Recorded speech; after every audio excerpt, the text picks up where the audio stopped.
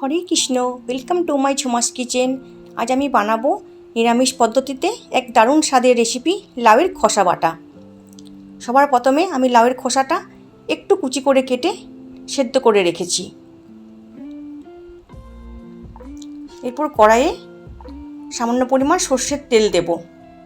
তেলে দেব half teaspoon কালো সর্ষে, হাফ টিস্পুন হলুদ সর্ষে, 1 টিস্পুন পোস্ত আর একটা কাঁচা লঙ্কা ভেঙে আমি দিয়ে একটু নেড়ে নেব। এরপর সেদ্ধ করে রাখা লাউয়ের খোসাটা দিয়ে দেব।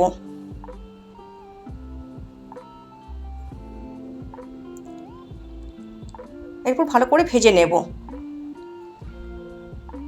এবার তুলে রাখবো, একটু ঠান্ডা করে বেটে নেব।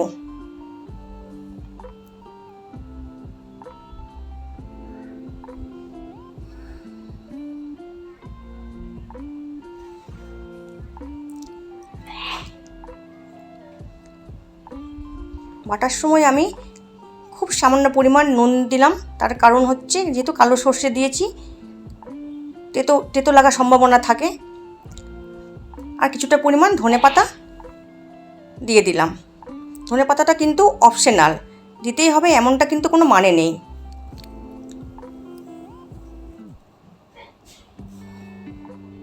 এবার বেটে আমি তুলে নেব।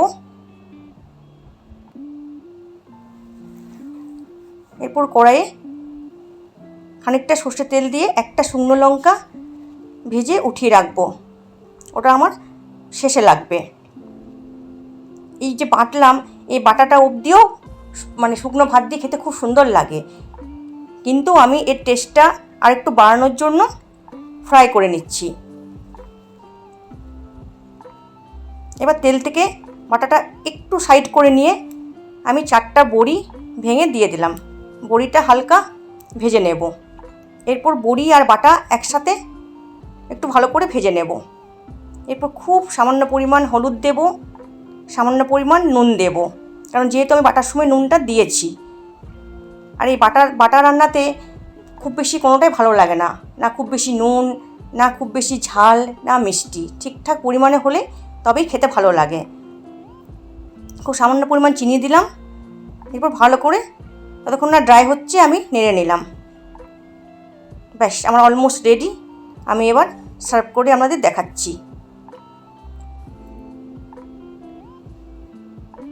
সার্ভ করে নিয়েছি একটা শুকনো লঙ্কা ওপর থেকে সর্ষের তেল দিয়ে। দেখুন কি সুন্দর দেখতে লাগছে, সবুজ সবুজ তার সাথে লাল, দারুণ একটা কম্বিনেশন।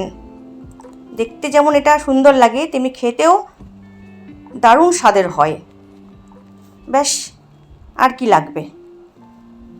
এক থালা ভাত নিমিষেই শেষ হয়ে যাবে এটা দিয়েই। আমার এই নিরামিষ দারুণ স্বাদের লাউয়ের খোসা বাটা রেসিপিটা যদি আপনাদের ভালো লেগে থাকে, অতি অবশ্যই কমেন্ট করবেন। ভালো লাগলে চ্যানেলটা সাবস্ক্রাইব করে দেবেন। সবাই খুব ভালো থাকবেন, সুস্থ থাকবেন। Thank you.